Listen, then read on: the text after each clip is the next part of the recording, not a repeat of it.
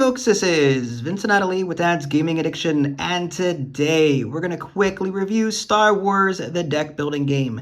This is another one of those cozy game night review sessions, although it's not exactly nighttime, but you know, it's fine. So, we've played this regularly. It supports 2 players. It's for, well, it doesn't have an age requirement on this, and I would say 12 and up. Average play time is about 30 minutes. Oh, I thought that was 30 years old enough. Yes, 30 years old enough. Technically, my son can't play it until he turns 30. True. So, this is a deck building game where one player is the Rebel Alliance and the other player is the Imperial Fleet. This spans the original trilogy and Rogue One. It does not span the prequels, like with Anakin and Obi-Wan Kenobi, like the younger... The fan-made stuff. Yeah, the fan-made... yeah, the non-canon crap. Yeah. Lawyer! Yeah. The college films. Yes.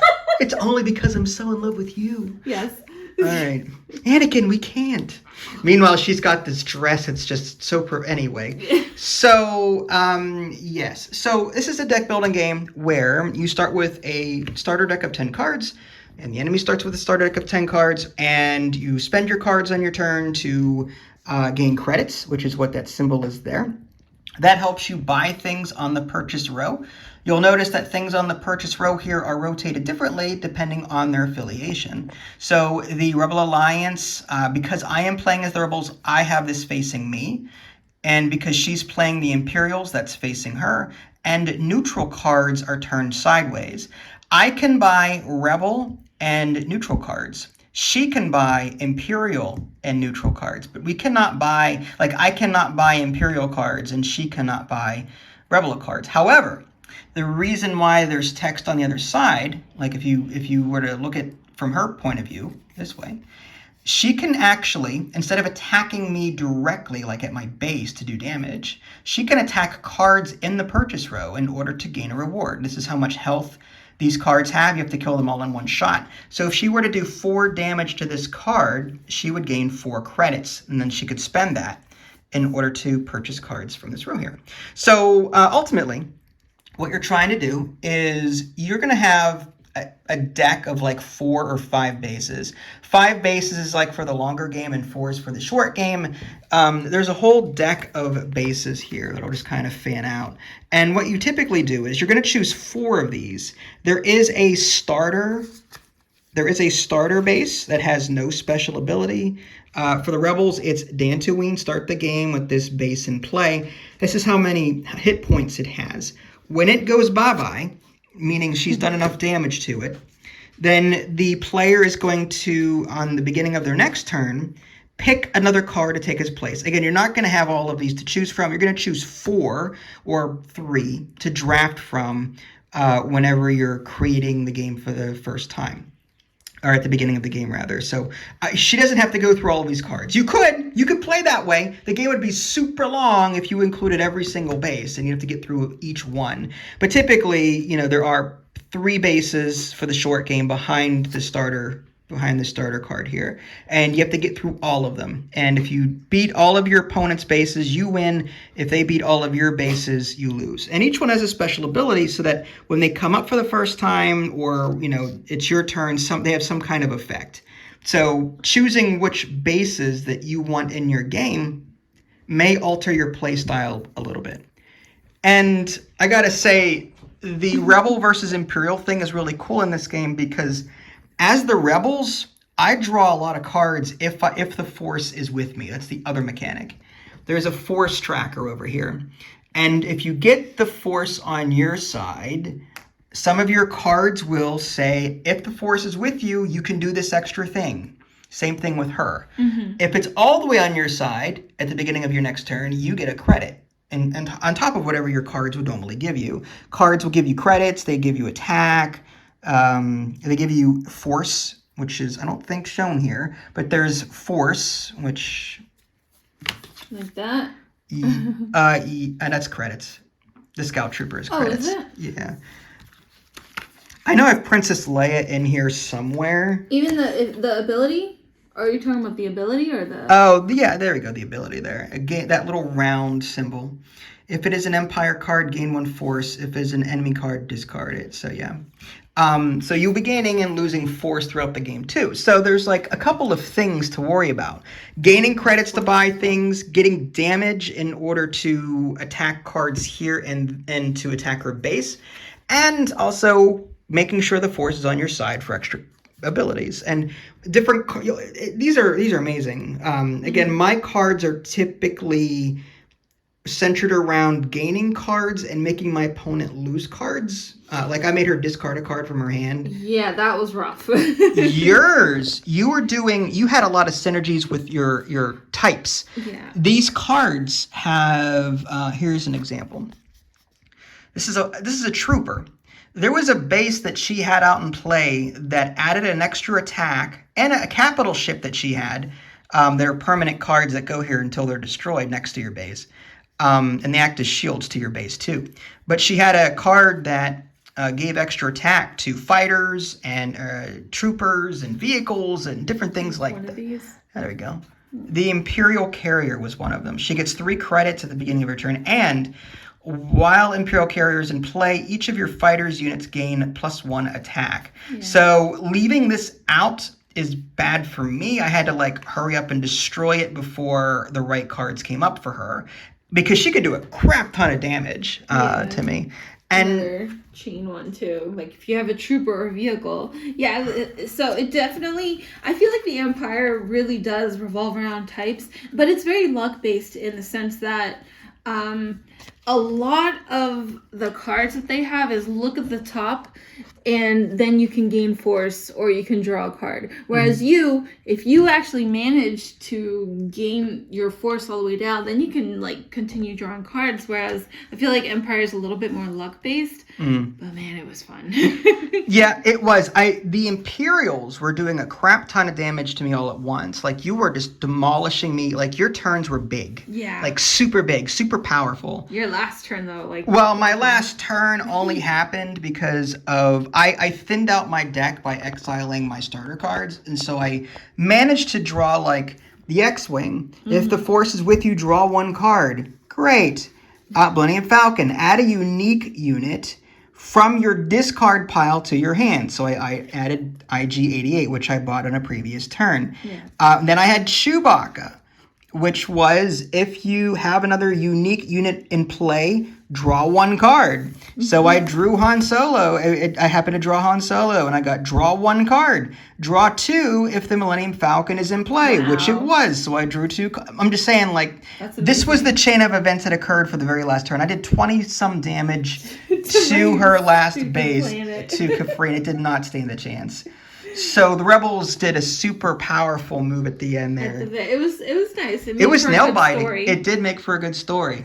You almost destroyed Yavin. Oh, so close. You almost destroyed Yavin. I thought that was gonna look like Hoth. I actually destroyed Hoth in 2 turns, which you did really good. Hoth, I repaired so much damage on Hoth, but like you came back and so Hoth, I like Hoth.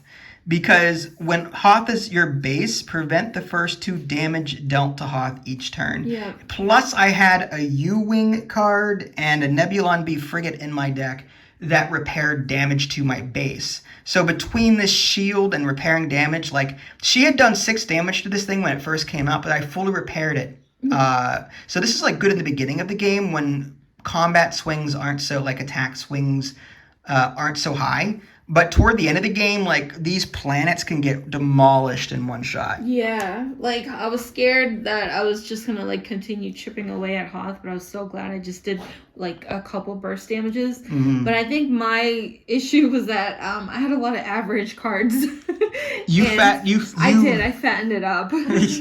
She loves that. I do too, for the record. But the only way I can beat her is if I actually play efficiently. Yeah. Because you won the last couple of games we played. Did I? Yeah. I don't remember. You did. But I love this game. I wish maybe my next strategy will be like to exile more if I can.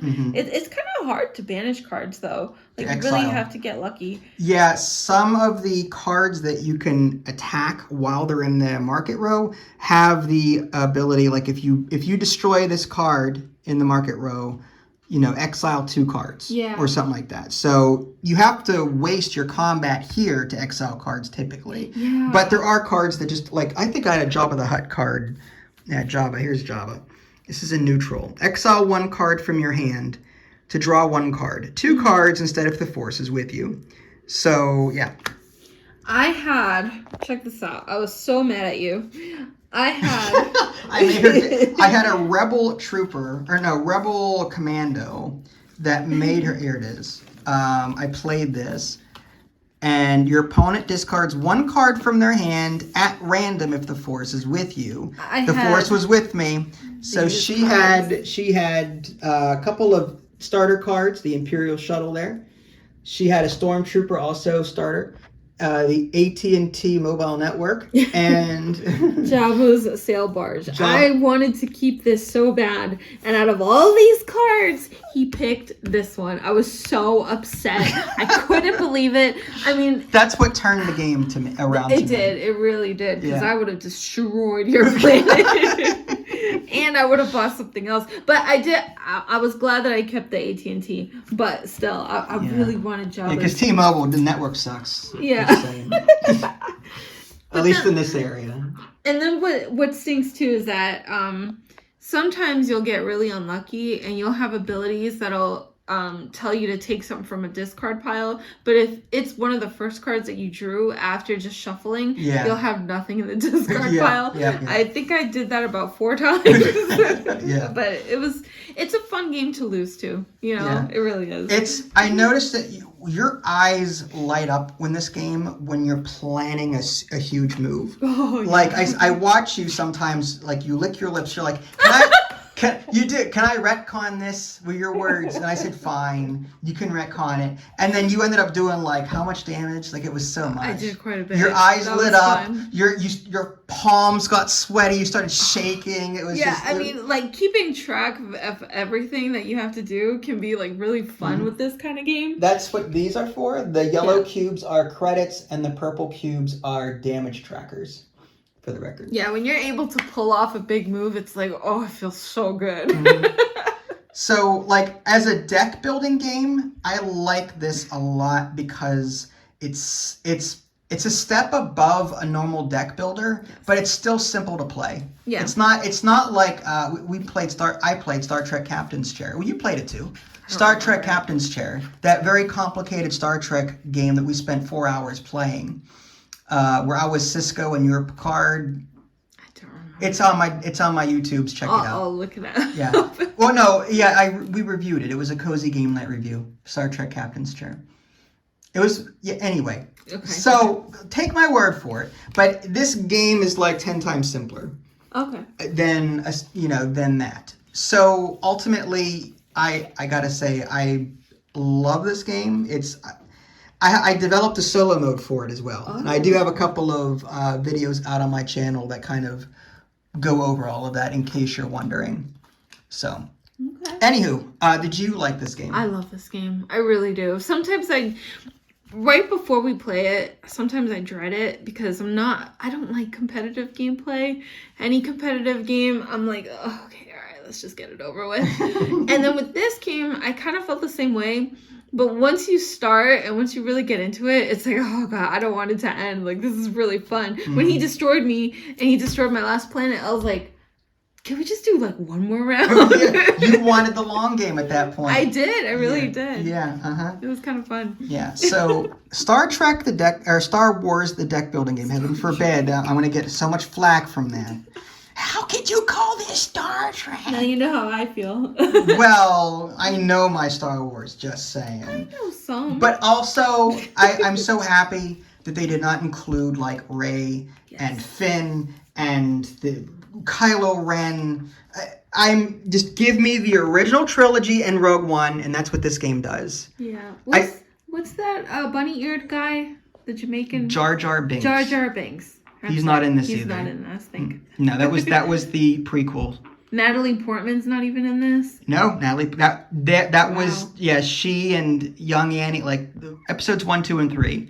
Yeah. Episode 1, Phantom Menace. Oops, I won. Yeah. Yeah, at Oops, the end. the movie. Oops, the movie. Yeah. Oops, this ship got destroyed. Oops. And Oops. where's Palpatine? Is Palpatine in it? Well, we have all these these cards to go through. Okay. Darth Vader's in there too somewhere. And what about the Sith guy? Isn't he in there too? Well, what's Sith? I don't know, the big bad guy. I don't think so, because that's where Rey. There's Darth Vader. Kylo Ren isn't in here. Yeah. Darth Maul would not be in here either for that reason. Oh, Darth Maul. I actually like Darth Maul. Darth Maul was an awesome character. He was. He went before his time. Of course, they brought him back in the cartoons, but you know. Yeah, this is a fantastic game. I like the characters. I like that they kept the original theme of it. They didn't add so much that it's overwhelming. The art is fantastic too. It is. I don't even know who this guy is, Keldor Mystic, but you know what? It's fine. That's a neutral. Is it? Yeah. Okay. Like He's a Force user. Oh, Rogue One is in here.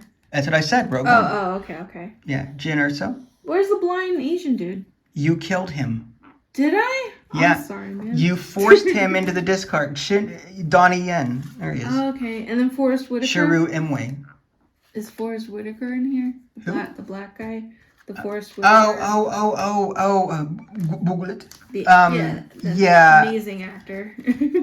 Jeffrey Whitaker, right? Forrest Whitaker? Is that was I don't know what I his think name that's is. his name. Sure. But he's in here, right? Yeah, I would imagine. Jyn Erso, Fang Fighter. I'm gonna fan through this while I do that. Fine. But yeah, the strategies are like very different. I really enjoyed Lando. the Empire. Yep, I saw that. I really enjoyed the Empire.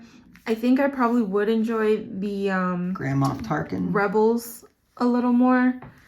But yeah, either way, this was a really fun game. Yeah. All right. Well, I think that's good enough. So May the 4th be with you. Yes. Happy May 4th. Happy May 4th. This is Vincent Idley. Thanks for watching. We'll catch y'all next time. Take care. Bye, guys.